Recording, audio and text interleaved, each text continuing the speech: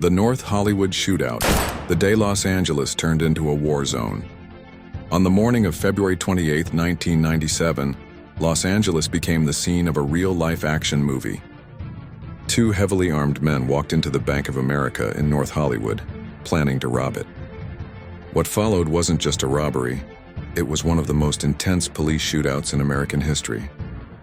The men were Larry Phillips Jr. and Emil Matasareanu. They weren't amateurs.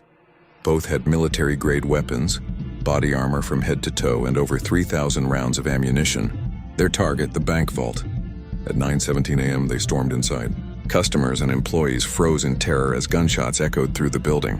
The robbers moved with chilling precision, loading cash into bags while firing warning shots.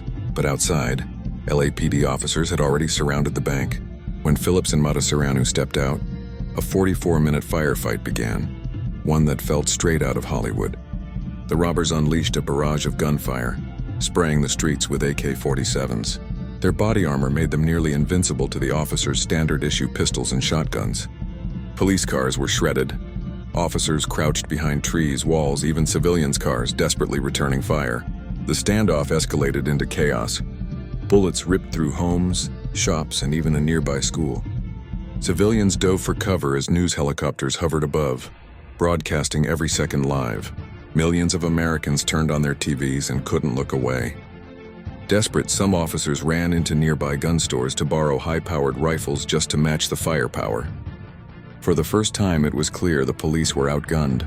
Finally, after nearly an hour of non-stop gunfire, Phillips, wounded, turned his gun on himself. Matasareanu tried to escape in a stolen car but was cornered. A final shootout ended with him fatally wounded. When it was over, 12 police officers and 8 civilians were injured. Remarkably, no hostages or bystanders were killed. But the event changed America forever. The North Hollywood shootout forced police departments nationwide to rethink how they were armed. No longer could officers rely only on handguns against criminals with military-grade weapons. SWAT teams expanded, equipment changed, and training evolved. All because of two men who turned a quiet Los Angeles morning into a battlefield.